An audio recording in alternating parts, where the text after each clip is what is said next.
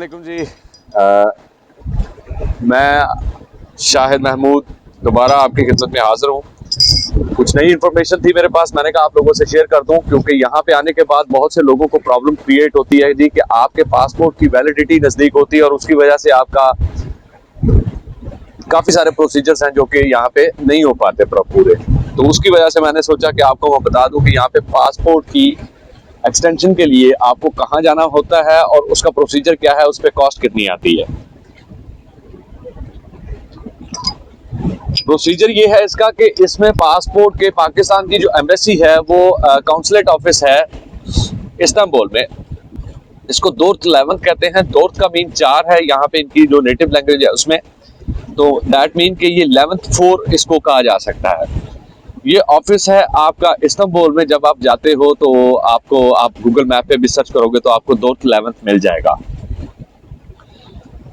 वहां से जब आप उस काउंसलेट ऑफिस पहुंचते हैं तो वहां पे जितना भी अमला है वो सारा पाकिस्तानी है डेफिनेटली, और ऐसे लगता है जैसे आप किसी पाकिस्तान के ऑफिस में एंटर हो गए हैं। जब मैंने अप्लाई करना था तो मैंने बहुत से लोगों से मशवरा किया, उन्होंने कहा जी बड़ा मुश्किल प्रोसीजर है, बड़ा मसला क्रिएट होता है, बहुत हर्डल्स आती हैं, फलां टिमकान। मतलब मेरे लिए एक मिथ था, लेकिन मुझे प्रोसेस करना था, मैंने अपना पासपोर्ट एक्सटेंड करवाना था, तो मैं गया वहां पे। लेकिन वहां पे पहुंचने के बाद मुझे पता चला कि जितने कोऑपरेटिव वो लोग हैं, मैं हैरान रह गया हूँ। सिंपली आपने जाके अपना टोकन नंबर लेना है और उसके बाद आपके पास जो डॉक्यूमेंट्स होने चाहिए वो ये है कि आपके पासपोर्ट की कॉपी, ओरिजिनल पासपोर्ट भी आपके पास हो, फोटो कॉपी आप करवा लीजिएगा। उसके बाद आपके पास 3 पिक्चर्स और आपके एनआईसी की कॉपी और एनआईसी जो पाकिस्तानी है आपका, और साथ आपकी किमलिक की भी कॉपी होनी चाहिए। वो सारा डिटेल्स वगैरह, उसमें एड्रेस वगैरह की इंफॉर्मेशन सारी इन्होंने लेनी होती है। आप अपना टोकन वहां से लेते हो, लेने के बाद वो आपसे आपको एक स्लिप देंगे जो कि उसके चार्जेस हैं अपना पासपोर्ट की एक्सटेंशन के लिए। मैंने यहाँ पे जो पे किए थे वो थे तकरीबन $60 या $60 थे, या exactly that's what I recall. ये अमाउंट वेरी कर सकती है डिपेंडिंग ऑन द पार्ट्स, मतलब पासपोर्ट आप कौन सा लेना चाह रहे हो, 100 पेजेस वाला लेना चाह रहे हो, 36 पेजेस वाला लेना चाह रहे हो। तो मैंने वो 36 पेजेस वाला ही लिया था। उसके बाद ये है कि वो आपको जो स्लिप देते हैं, साथ ही थोड़े से फासले पे ही वहीं पे हबीब बैंक की भी एक ब्रांच है और एक ईस्ट बैंक भी है वहां पे। वो बैंक आपको वॉकिंग डिस्टेंस पे है, आप जाते हो वहां पे आपको डॉलर्स में पे करना होता है, कैश लेके मत जाइएगा, टर्किश कैश वो एक्सेप्ट नहीं करते। सो जाने से पहले आपको डॉलर्स जो हैं वो आपने अमेरिकन डॉलर्स अपने पास इन कैश लेके जाना है। वो साथ आपको डॉलर्स वहां से एक्सचेंज करवाने के लिए काफी हडल का सामना करना पड़ सकता है, क्योंकि नियरेस्ट कोई एक्सचेंज वहां पे नहीं है। अच्छा, जब आप वहां पे पहुंचते हैं तो वहां आपने स्लिप जमा करवाई, बैंक आपको रसीद देगा, वो लाके आपने वापस सबमिट करवानी है। फिर वहां पे आपका उसी ऑफिस में वहीं पे आपका पिक्चर्स वगैरह ली जाएंगी, आपसे सारा वो आपका डाटा जो है वो सारा रिवाइज करके, जो भी एंटर सिस्टम पे वो आपकी इंफॉर्मेशन रिवाइज करके लेटेस्ट पिक्चर ली जाएगी और आपको एक फॉर्म और स्लिप दे दिया जाएगा, टोकन नंबर दे दिया जाएगा, जिसकी बेस पे आपको, मतलब अगर आपने अर्जेंट अप्लाई किया तो 10 से 12 दिन में, अगर आपने नॉर्मल अप्लाई किया तो तकरीबन 1 माह के अंदर आपका पासपोर्ट बन के वहां पे आ जाता है। मैंने वहां पे अर्जेंट अप्लाई किया था तो मेरा पासपोर्ट जो है तकरीबन 10वें दिन बन के आ गया था। वहां पे खैर मुझे बड़े अच्छे एक दोस्त भी मुझे मिले, और उनका मैं नाम इसलिए नहीं लेता क्योंकि लोगों ने जाके फिर उनको मजीद तंग करना शुरू कर देना। वो मैं 1-2 दोस्तों को मैंने उनका बताया तो वो उन्होंने जाके मेरे रेफरेंस से बड़ा कुछ उनको मतलब बोला और उनको एंटरटेन करना पड़ा। लेकिन वो बड़ी अच्छी तरह मुझे जानते हैं कि मैं किन से इस वक्त मुखातिब हूँ। खैर, तो ये है कि वो आपका जो है ना वो वहां पे अमला इतना कोऑपरेटिव है। एक बात मैं उसमें ना, ये नॉर्मल प्रोसीजर था, मैंने क्यों ये वीडियो बनाना चाहिए। इस वीडियो के बनाने का मकसद कुछ और था। बीच में मेरे साथ वहां पे एक अजीब इंफॉर्मेशन मेरे सामने आई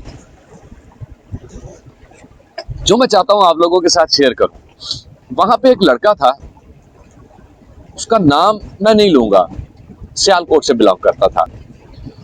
उस लड़के की कंडीशन ये थी कि उसने मॉन्क्लेयर का एक कोट पहना हुआ है और बड़ा, मतलब उसकी हालत ये थी कि बहुत जैसे ना लागर किस्म का, कई दिनों से जिसमें कुछ खाया ना हो, काला सा रंग हुआ पड़ा उसका, और वो खामोश होके ना एक साइड पे, मतलब वेटिंग एरिया में बैठा है। और मोबाइल पे अपने वो लगा हुआ है, थोड़ी सी कोई पता नहीं किसी के साथ बात कर रहा है, बहुत नहीफ सी आवाज में वो बोल रहा था। तो मैं मुझसे रहा नहीं गया, मैंने कहा यार मैं पूछूं तो सही कि शायद इसका कोई मसला, क्योंकि एक दिन नहीं मुझे 2 दिन जाना पड़ा, क्योंकि मेरे डॉक्यूमेंट्स का कोई हर्डल्स थी जो मेरे पास ये इन्फॉर्मेशन थी वहां जाके मिली, तो कुछ चीजों की वजह से मुझे दोबारा मतलब जाना पड़ा। मैं दूसरे दिन गया हूं तो वो फिर वहीं बैठा है, और ब्रेक टाइम में भी वो वहीं पे बैठा, तो मुझसे रहा नहीं गया, मैं उसके पास गया, मैंने उससे जाके पूछा कि भाई आपका नाम क्या है। उसने अपना नाम बताया, मुझे अपना एड्रेस मतलब सिटी बताया। मैंने कहा भाई यहाँ पे क्यों बैठे हो? उसने कहा जी मेरे साथ एक प्रॉब्लम ये हुआ है कि जब मैं यहाँ पे आया हूँ, मैं इलीगल तरीके से डंकी लगा के, जैसे ये लोग आते हैं इलीगल तरीके से यहाँ पे एंटर हुआ हूँ, और जहाँ पे हमें रखा गया वो एरिया इतना गलीज था, या कोई मतलब आपको पता ही नहीं, आपकी सोच होगी कि जितना ये एजेंट हजरात लोगों के साथ यहाँ पे लाने के बाद बिहेव करते हैं, इलीगल लोगों को लाने के बाद जितना बिहेव करते हैं ना, तो आपकी सोच होगी। खैर, लॉ इन्फोर्समेंट एजेंसीज की तरफ से भी आप पे बहुत ज्यादा यहाँ पे सख्ती है, लोगों को पकड़ दकड़ बहुत जल्दी होती है, फौरन पकड़ते हैं, और उनको डिपोर्ट तो करना बहुत दूर की बात है। प्रॉब्लम ये सबसे बड़ी आती है कि वो उनको उनकी जो पाकिस्तानी कॉन्सुलेट है वहां पे उनसे एक आपको एग्जिट पास लेना होता है। उस लड़के का वो एग्जिट पास नहीं बन रहा था। मैंने कहा भाई तुम्हारी कंडीशन ऐसी क्यों है, तुम परेशान क्यों? उसने कहा जी मेरा ये मसला हुआ, मुझे यहाँ पे आने के बाद टीबी हो गया। टीबी होने की वजह से अब देखें उसके साथ अब मसला क्या बन रहा है। उसकी कंडीशन ये थी कि शायद वो अल्लाह माफ फरमाए, अल्लाह ताला उसकी जिंदगी दे, उसको सेहत दे, मैं ये दुआ करता हूँ वो जहां कहीं भी हो, लेकिन उसकी कंडीशन ये देख के लग रहा था जैसे कि ये अभी कुछ पल का ही मेहमान है, कि बड़ी मुश्किल से उठ के चल फिर रहा था, और उसकी बाजुओं की हड्डियां थी ना वो ये साइज हो चुका था।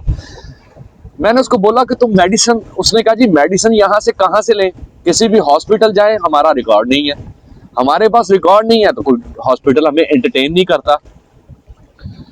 जिस एजेंट ने उसको लेके आया था उस एजेंट ने उसको डिसोन कर दिया। उसने कहा भाई मैं तुम्हारा नहीं टेक केयर कर सकता, तुम्हारी वजह से किसी और को बीमारी लग सकती है। उसने अपने घर से निकाल दिया।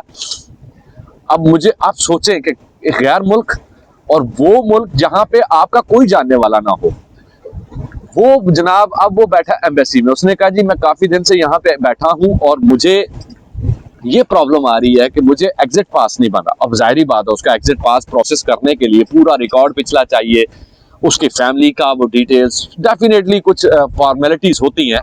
खैर ये अल्लाह का शुक्र है कि उन्होंने वो बना के दिया, और मेरे होते ही मुझे कहने की भी जरूरत नहीं पड़ी, क्योंकि अमला बहुत कोऑपरेटिव है। आपकी सोच होगी इतने मतलब कोऑपरेटिव लोग हैं वो वहाँ पे, और अल्लाह का शुक्र है कि वहाँ पे जो हैं दोस्त हजरात उन्होंने बहुत अच्छा, मेरी इवन के जो पाकिस्तान काउंसलर हैं मेरी उनके साथ भी सीटिंग हुई, और उन्होंने बड़ा अच्छे तरीके से मेरे साथ डिस्कशन की। हमारा कुछ मेरा कोई पर्सनल इशू था जिसकी बेसिस पे हमारी कोई तकरीबन 45 मिनट्स की मीटिंग भी हुई। लेकिन ये है कि मैं बहुत खुश हुआ इस मामले में। उस बंदे का खैर वो एग्जिट पास बना, और उसके बाद उसका क्या प्रोसीजर हुआ, तो खुदारा मैं ये कहना चाह रहा था कि अगर आपके साथ खुदा न खास्ता ये ऐसी सिचुएशन बन जाए, आप सोचें आप कहाँ पे होंगे।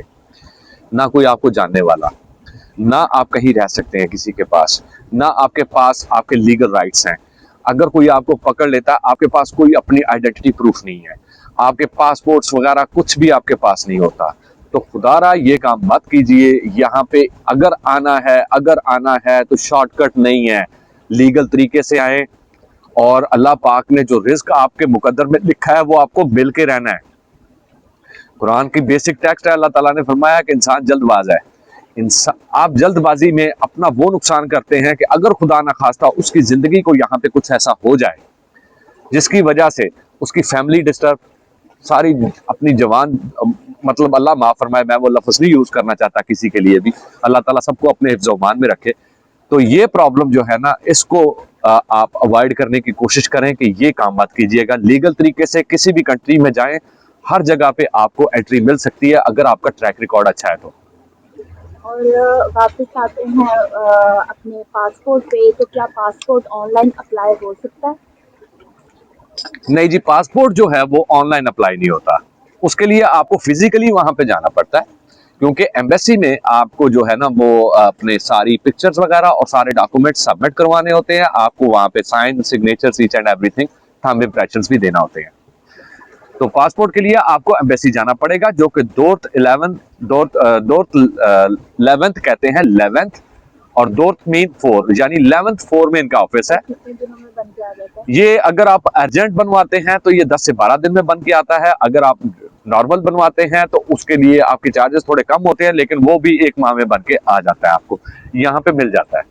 और रिसीवर आपको खुद होना पड़ेगा, क्योंकि आपका पासपोर्ट है, आपको ही मिलेगा। आपके पास वो टोकन होना चाहिए, वो टोकन आप खुद लेकर जाएंगे, और या आपके कोई ब्लड रिलेशन है अगर वो भी उनसे आप कंसल्ट कर लें, अगर वो अलाउ करें। लेकिन मेरी इंफॉर्मेशन के मुताबिक आपको पर्सनली खुद ही जाना पड़ता है। आप जाके खुद अपना पासपोर्ट रिसीव करेंगे वहां से। तो ये साहब एक प्रोसीजर मैंने कहा आप लोगों से शेयर कर दूं कि इन चीजों का थोड़ा सा ध्यान रखें, खुदारा अपनी जिंदगी का भी ख्याल रखें, और अपने जो यहाँ पे जो भी मामलात हैं उनको एक प्रॉपर तरीके से लेकर चले तो आपके लिए भी फायदा होगा। और ये 7 जगह भी देखते हैं, ये कितनी खूबसूरत है।